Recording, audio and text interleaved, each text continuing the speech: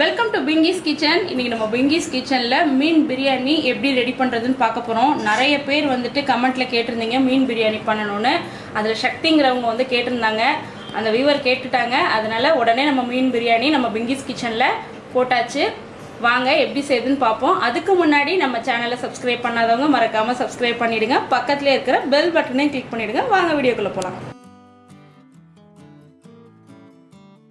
இன்றைக்கி நம்ம ஃபிஷ் பிரியாணி பண்ண போகிறோம். அதுக்கு பார்த்திங்கன்னா கட்லா ஃபிஷ் தான் இன்றைக்கி. கட்லா ஃபிஷ்ஷில் தான் நம்ம பண்ண போகிறோம். அதுக்கு பார்த்திங்கன்னா சென்டர் கட் போட்டு வாங்கிக்கோங்க. அதில் வந்து முள் அவ்வளோ அதிகமாக இருக்காது. கொஞ்சம் பெரிய மீனாக வாங்கிட்டிங்கன்னா கட்லா நல்லா டேஸ்ட்டாக இருக்கும். கட்லா மீன் 1 கிலோ எடுத்திருக்கேன். 3 கப்பு வந்து துளசி அரிசி, இதை வந்து புல்லட் ரைஸ்னு சொல்கிறாங்க. அதுக்கப்புறம் 1 கப் நிறைய பெரிய வெங்காயம் கட் பண்ணி வச்சுருக்கோம். அதுக்கப்புறமா கொத்தமல்லி 1 கப் ஃபுல்லாக பொடியாக கட் பண்ணி வச்சுருக்கோம். புதினா, தக்காளி ஒரு சின்ன கப்பில் 1 கப் ஃபுல்லாக எடுத்திருக்கோம். மசாலா ஐட்டம்ஸ் ஃபுல்லாக பார்த்துடலாம். மல்லித்தூள் ஒரு 3 டீஸ்பூன் எடுத்திருக்கேன். கரம் மசாலா 1 டீஸ்பூனு, சீரகத்தூள் 1 டீஸ்பூன், மிளகுத்தூள் 1 டீஸ்பூன், காஷ்மீரி சில்லி பவுட்ரு தான் நான் எடுத்திருக்கேன். இது வந்து ஒரு 2 டீஸ்பூன் எடுத்திருக்கேன். அதுக்கப்புறமா மஞ்சத்தூள், இஞ்சி பூண்டு பேஸ்ட்டு, உப்பு, எலும்பிச்சம்பழம், தயிர். இந்த வெங்காயம் பார்த்திங்கன்னா பொரிச்சு எடுத்து வச்சுருக்கோம். அதுக்கப்புறமா கடலெண்ணெய், பட்டை, கிராம்பு, ஏலக்காய், மராட்டி மொக்கு, ஜாதிபத்திரி, எல்லா வாசனை ஐட்டம்ஸும் எடுத்து வச்சுருக்கோம். வாங்க எப்படி செய்யுதுன்னு பார்ப்போம். அதுக்கு ஃபஸ்ட்டு உப்பு சேர்த்துப்போம். உங்களுக்கு எந்த அளவுக்கு தேவையோ அந்த அளவுக்கு. அதுக்கப்புறமா மஞ்சத்தூள், மிளகுத்தூள். மிளகுத்தூள் சேர்த்து நீங்கள் மீன் வந்து பொரிச்சிங்க அப்படின்னா ரொம்ப டேஸ்ட்டாக இருக்கும். அடுத்து சீரகத்தூள். ஏற்கனவே எங்களோட பழைய வீடியோஸில் வந்து மீன் ஃப்ரை எப்படி பண்ணுறதுன்னு டீட்டெயில்டாக போட்டிருப்போம். அதுக்கப்புறமா கொஞ்சமாக மல்லித்தூள், ஒரு டீஸ்பூன் வந்து கரம் மசாலா. ஏன்னா பிரியாணிங்கிறதுனால கொஞ்சம் கரம் மசாலா சேர்த்துக்கிறோம். மிளகாத்தூள். அதுக்கப்புறமா இந்த மசாலா எல்லாம் ஒட்டணும் இல்லையா, அதுக்காக கொஞ்சமாக எண்ணெய். கடைசியாக இஞ்சி பூண்டு பேஸ்ட்டு, ஒரு லெமன் வந்து புழிஞ்சு விட்டுப்போம். சீடு இல்லாமல் புழிஞ்சுக்கோங்க.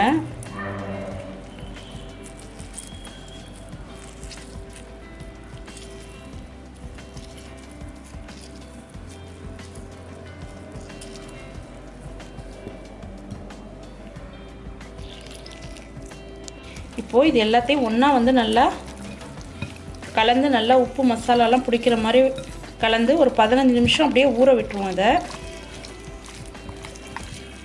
வந்து மசாலா எல்லாம் தடவி நல்லா ரெடி பண்ணி வச்சாச்சு. மீனோட தயிரை சேர்த்து சாப்பிடக்கூடாது. அதனால் இதில் வந்து நீங்கள் மசாலா கலக்கும் போது தயிர் சேர்க்காதீங்க. அதுக்கு பதிலாக எலுமிச்சம்பழம் சேர்த்து வச்சிங்கன்னா போதும். இப்போ இது ஒரு 15 நிமிஷம் அப்படியே ஊறட்டும். இப்போது இந்த அரிசிக்கு வந்து பார்த்திங்கன்னா 1 டம்ளர் தண்ணி வச்சா போதும். நல்லா உதிரியாக இருக்கும். அதுக்காக நான் வந்து தண்ணியை நல்லா வடிச்சிட்டு 3 டம்ளர் அரிசிக்கு 3 டம்ளர் தண்ணி எடுத்திருக்கேன். ஒரே விசில் தான் விட போகிறேன். அதுலேயும் நல்லா விதையாக வரும். இப்போது குக்கரில் அரிசி ஃபுல்லாக சேர்த்தாச்சு. இப்போ இந்த அரிசியில் வந்துட்டு பார்த்திங்கன்னா ஒரு 3 கிராம்பு, ஒரு ஏலக்காய், ஒரு பட்டை, 2 அன்னாசிப்பூ. இது எதுக்காகனா கொஞ்சம் வாசமாக இருக்கும் சாதம் வேகிறப்ப. அடுத்து கொஞ்சமாக கொத்தமல்லி, கொஞ்சமாக புதினா இலை. கடைசியாக இதுக்கு தேவையான அளவு, சாதம் வேகிறதுக்கு தேவையான அளவு கல்லுப்பு தான் சேர்க்குறேன். இப்போ இதை மூடி போட்டு ஒரே விசில் விட்டு எடுத்துக்கும். இப்போது தவாவில் எண்ணெய் ஊற்றிப்போம். கடலெண்ணெய். இது ஆனியன் பொரிச்ச எண்ணெய் தான். இப்போது இதில் நம்ம மீனெல்லாம் நல்லா ஊறிடுச்சு. சும்மா அரைவேக்காடாக பொரிச்சு எடுத்துக்குவோம்.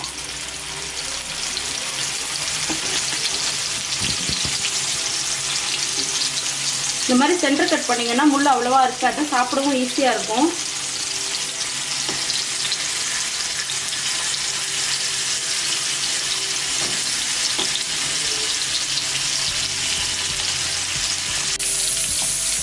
இப்போது மீனை திருப்பி போட்டுப்போம்.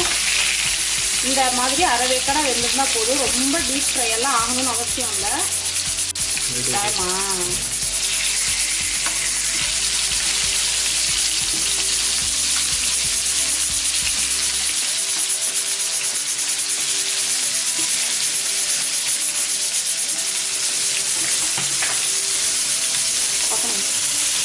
தோல்ல கொடுத்துருக்கேன்.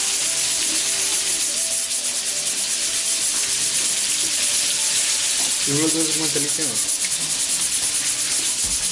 என்ன, எனக்கு தான் தெரியும். இப்போ மீனை பொரிச்சு எடுத்துடுவோம். இந்த அளவுக்கு வெந்திருந்தா போதும்.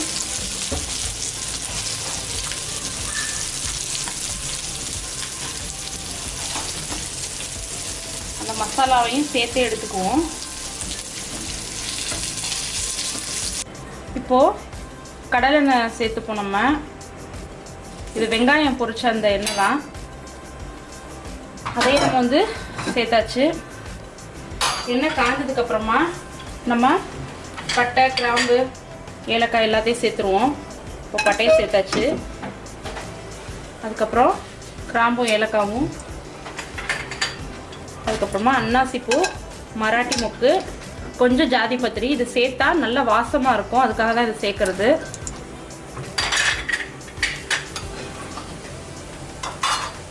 இது நல்லா பொரியட்டும். பொரிஞ்சதுக்கு இப்போ நம்ம வெங்காயத்தை சேர்த்துருவோம்.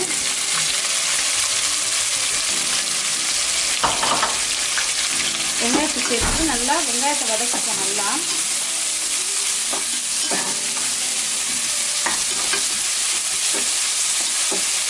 இப்போ வெங்காயம் நல்லா வதங்கிடுச்சு. இந்த அளவுக்கு வதங்கி இருந்தால் போதும். இதில் வந்து நம்ம இஞ்சி பூண்டு பேஸ்ட்டு சேர்த்துப்போம். ஏற்கனவே நம்ம வந்து மீனில் இஞ்சி பூண்டு பேஸ்ட்டு சேர்த்துருக்கோம்.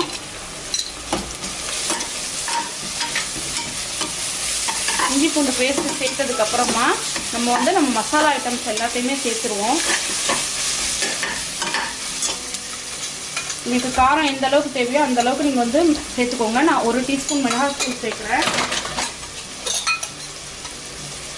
1/4 டீஸ்பூன் மஞ்சள்தூள் சேர்க்குறேன். 2 டீஸ்பூன் வந்து மல்லித்தூள் சேர்க்குறேன். இதை மசாலா ஐட்டம் சேர்க்கும்போது சிம்மை வந்து நல்லா லோவாக வச்சுக்கோங்க அடுப்பை. அதுக்கப்புறமா ஜீரகத்தூள் 1 டீஸ்பூன் சேர்க்குறேன்.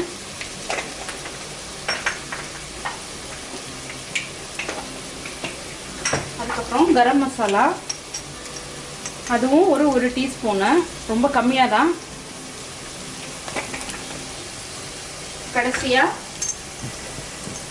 பெப்பர் தூள் 1 டீஸ்பூன் சேர்க்குறேன். இது பெரிய ஸ்பூன், அதனால நான் அதில் பாதி சேர்க்குறேன். 1/4 டீஸ்பூன் அளவுக்கு பட்டை, கிராம்பு, ஏலக்காய் தூள் சேர்க்குறேன். சும்மா 1/4 டீஸ்பூன், ரொம்ப இல்லை. இது எல்லாத்தையும் சேர்த்துட்டு எல்லாத்தையும் ஒன்றா நல்லா வதக்கி விட்டுருவோம். வதக்கும் போதே நல்லா வாசனை வரும்.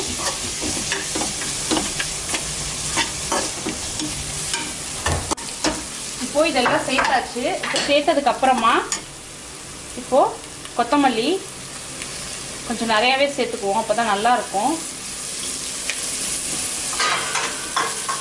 அதுக்கப்புறமா புதினா,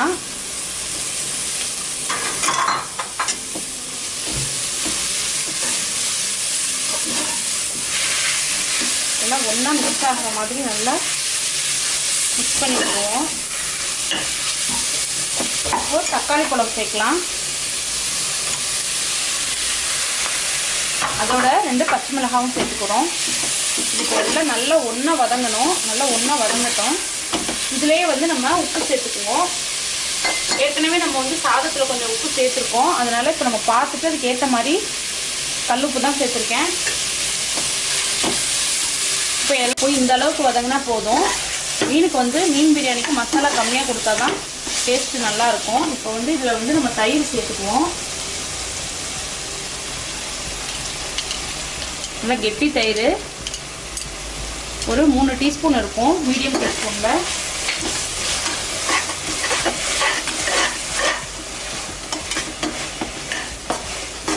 சேர்த்ததுக்கப்புறம் பாருங்கள் கலர் நல்லா சேஞ்ச் ஆகுது.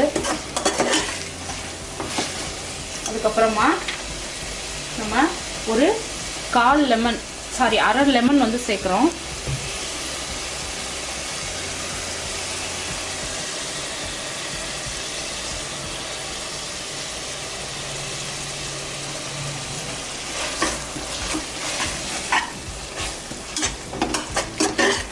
இப்போது நல்லா மசாலா எல்லாம் ஒன்றா வெந்துருச்சு, பச்சை வாடை கூட போயிடுச்சு. இப்போ பாருங்கள் அரிசி நான் வந்து வடித்து வச்சுருக்கேன், இவ்வளோ விதையாக இருக்குது பாருங்கள். இப்போது இந்த ரைஸை வந்து இதில் சேர்த்துருவோம்.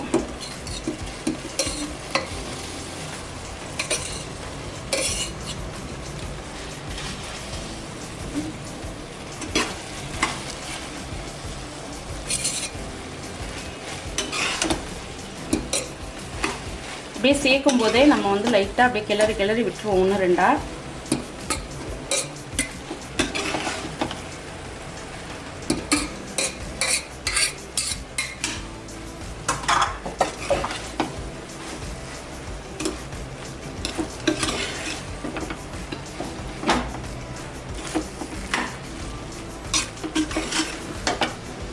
ஒன்று ரெண்டாக தான் கிளறி விட்டுருக்கோம், ஃபுல்லாக டீப்பாக கிளறி விடலை. இப்போ இதில் பார்த்தீங்கன்னா மீனை வந்து ஜென்ரலாக மேலே வைப்பாங்க, இல்லை லேயராக போடுவாங்க. நம்ம வந்து மீனை வந்து ரைஸ்க்குள்ளே ஒளிச்சு வைக்க போகிறோம். ஒரே மாதிரி செய்யாமல் பாருங்கள், ஒரு பக்கம் ஒளிச்சாச்சு. இந்த மாதிரி ஒளிச்சு வைக்கிறோம் சாதத்தில்.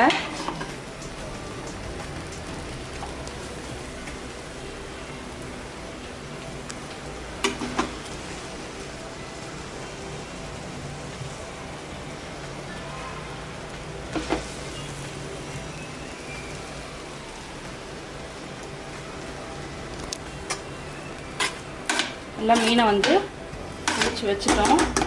இப்போது கொஞ்சம் மீனை வந்து மேலே வைக்கிறோம்.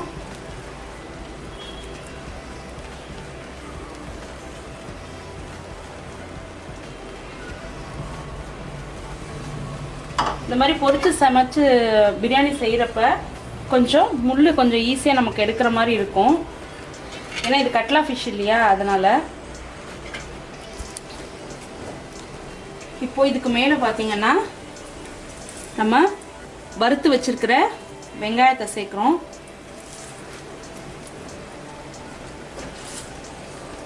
கொஞ்சம் நிறையவே சேர்த்துருக்கோம். அடுத்தது ஒரு கை கொத்தமல்லி, அதுக்கப்புறம் ஒரு கை புதினா, சும்மா கொஞ்சமாக பெரிய வெங்காயம். இப்போது குக்கரை மூடி போட்டு மூட போகிறோம். ஆனால் விசில் எடுத்துட போகிறோம்.